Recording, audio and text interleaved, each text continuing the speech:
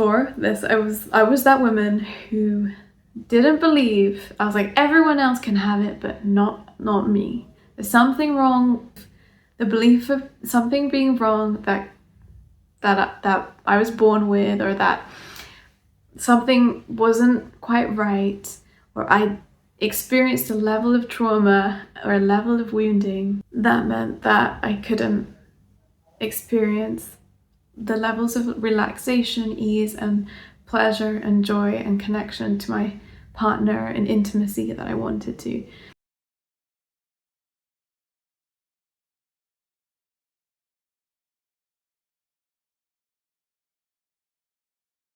So really what I'm here to do is to talk to you about these topics that I feel like every woman should know.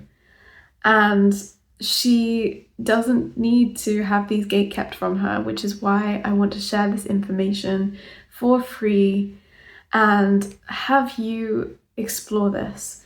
This is with the caveat that I am not a pelvic practitioner, nor am I a physical therapist, nor am I a medical practitioner or a mental health practitioner. I am none of those things, and always seek medical advice, physical therapy advice, before doing any exercises, before taking any of these opinions on.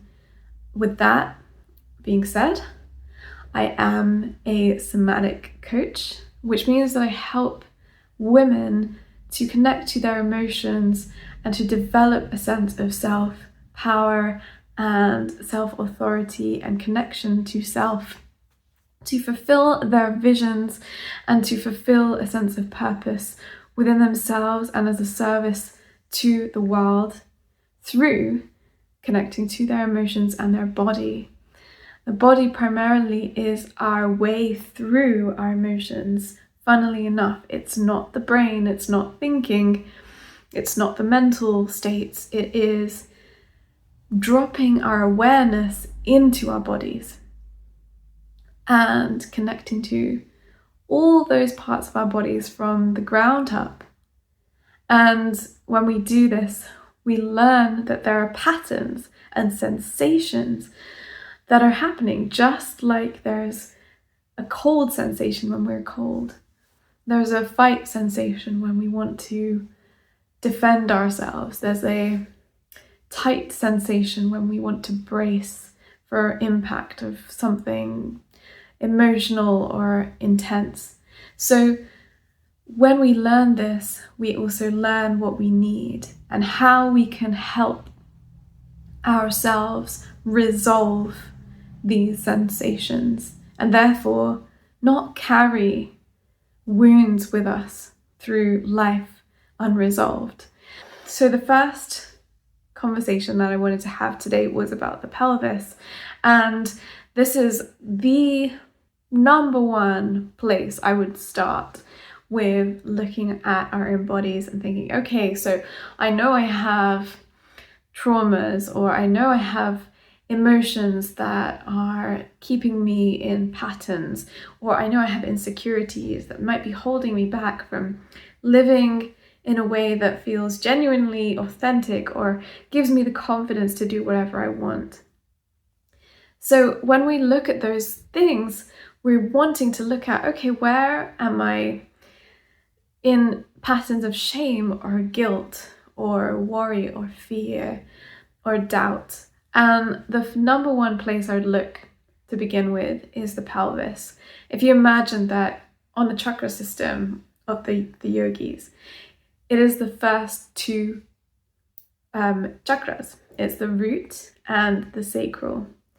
So as women, when we're looking at this, this is also looking at those organs of the uterus, looking at the vagina, the vulva, and everything around that. So the bladder, the colon, all of these organs are supported by the pelvic diaphragm. It's not the pelvic floor, it's the pelvic diaphragm. The reason I differentiate is because words have power and weight to them, and the pelvic floor implies that this is stationary, when in fact it isn't. When it works optimally, when it's in play with the rest of the body, it is moving down and up. And that is not always the case when we might be in holding patterns of shame or guilt or fear, because we're bracing, perhaps. So, the pelvis. I'm coming to this from a place of just having given birth. And before that, I had a very tight, hypertonic pelvic diaphragm. So here's where I explain what I mean by this. When the pelvic floor muscles are moving optimally in the body, they are moving up and down in full range of motion as we breathe, in the same way that muscles fully relax and contract when they are working optimally. So when I say a hypertonic pelvic diaphragm, I mean that the muscles are constantly contracting and they aren't able to relax fully or at all. And a hypotonic pelvic diaphragm is when the muscles are fairly relaxed and aren't strong enough to contract fully or at all. And so I have learned so much on that journey, retraining and then retraining again after birth, the pelvis. And it was incredible because my birth was the most spectacular thing I've ever experienced. And I did tear my perineum and realized that there were still things that I could resolve within that space within me, that now I've gone on a journey to begin to tend to even more. And the number one thing that I learned from doing all of this and then doing it all over again was the depth of pleasure that we can experience and that every woman can experience from tending to the pelvis in the way that I learned, dropping our awareness into our bodies to bring our mind to those places. And that is pretty much 75% of the effort that's needed. So if you're somebody who's listening to this and you have experienced pain during sex, or you just don't feel connected to pleasure in your body, or you feel shame or guilt is wrapped up in connecting to the pelvis and that part of your body, or the vagina, or your cervix, or your uterus, or your ovaries, or your ovarian space, your uterine space, if those organs aren't there anymore or haven't been, and you have that space still within you, this is really for encouraging you to tend to those places in a new way. And I want to go through what is really important to beginning to somatically tend to those parts of the body, and how it can bring about so much more connection to those spaces. Let me tell you about my story just for context. I was somebody who, as a teenager, just a normal teenager, absolutely fine levels of pleasure, like felt very much like my body was fine and normal. However, I grew up in a home where sex was not talked about. I grew up in an environment that sex was like a bad word, and it was pretty much surrounded with shame. And that was the story that I held within myself, was sex and sexual activity was shameful. Pleasure was not really for women, or not really talked about at all or celebrated. And then on the other side of that, it's like suddenly you get to an age where it's like in movies all the time, or it's just, you know, some people start watching porn, and that for me was like, I became so averse to the idea of sex and quite prudish around it, talking about it, because it didn't feel like something that I, could think about without feeling ashamed for some reason. And that led me to a real pattern of hypertonic pelvic muscles, meaning that even if I tried to engage in any sort of connection to my vagina, it was like, nope, you cannot go there in your body. My body was like, you can't go there because it's shameful. And so what I ended up doing was having a super tight pelvic diaphragm, pelvis in general, to the point where I wouldn't even wear tampons because I couldn't. So when I realized this, I realized that there isn't something that is okay. Like, so many people talk about sexual pleasure, and I was like, I don't even have that. And I feel like there's such a missing connection that isn't there for us, which is that this part of our body, the womb space, the uterus, is the creative space. It is the part of us that we create everything from, whether it's an idea, whether it's a business, whether it's a project. And this part of me was shut down. And so my creative expression was shut down. My sense of what is my unique expression, my unique song to the world was shut down. And it was when I started to tend to this space somatically that this began to flourish and flourish even more. And then it's like I started to heal this part of my body with somatic and interoceptive practices. Now, the word interoception is about dropping your awareness inside. If perception is perceiving something, interoception is perceiving it inside, looking inside at the body and looking at the sensation, and often the lack of sensation in those spaces. Because I realized that going about my day, I didn't even feel my lower body, my lower abdomen, my lower body, my pelvis, my pelvic muscles were just kind of there.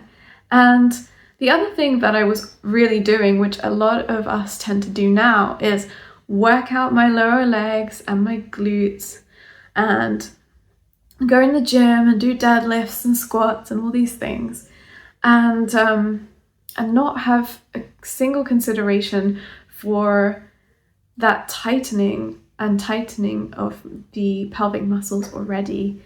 And what we have to understand here is that what happens when we're in patterns of shame or fear or guilt or worry is that we are often in a pattern of hiding or bracing or protecting.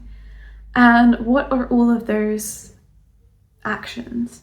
They are shutting away, closing down, tightening, contracting. And so when we want to explore healing those, tending to them, it's about beginning to unravel, open, welcome in, ease in, soften. And so after that, I had to explore this again after giving birth, when my muscles were no longer tight, but much weaker because I had given birth and I had torn. And so I was looking at everything again from the opposite angle of weak muscles. However, there's one thing to acknowledge here, and that is that hypertonic, tight muscles of the pelvic diaphragm aren't necessarily or aren't usually strong muscles. Imagine if you're holding something like this and you're holding it throughout your life just like this. And I'm holding my baby in my other hand, so I'm grabbing this arm. And this is probably not very strong, but also trying to release it after so long is probably going to take you a while going to take a lot of tending to relax that muscle that's always been holding in this position.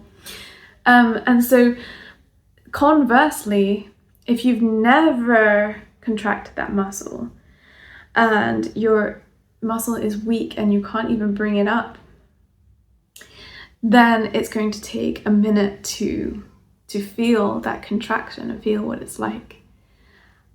But when we do this and when we start to make that mind to muscle connection, and this involves training those muscles and also not being afraid to explore them and know what they're like, what they feel like, and connecting to them with our mind and our touch.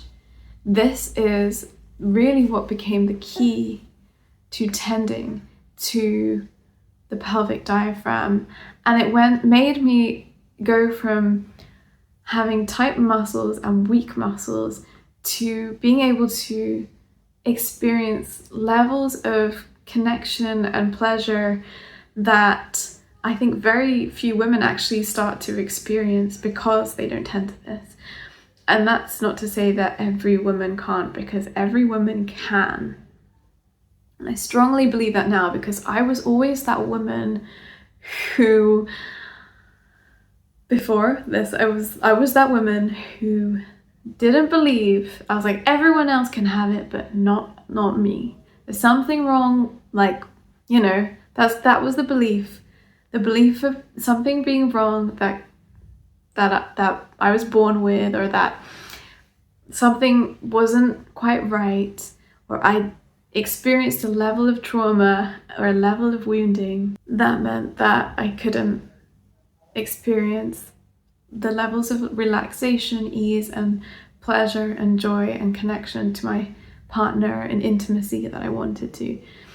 And that's what every woman, I feel like, believes until it happens for her, because she learns to build that interoceptive connection with her pelvic diaphragm.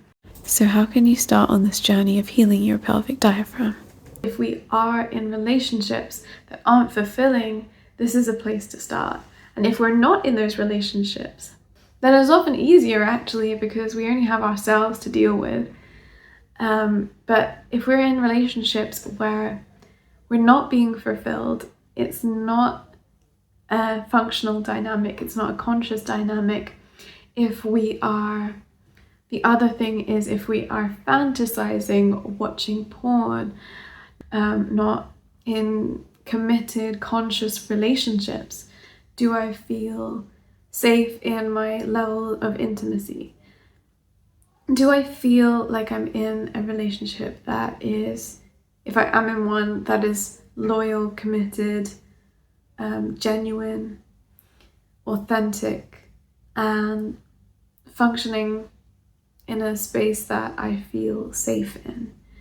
And first and secondly, before even whilst looking at that, looking at the connection to your nervous system, what state do you constantly feel you're in with your nervous system?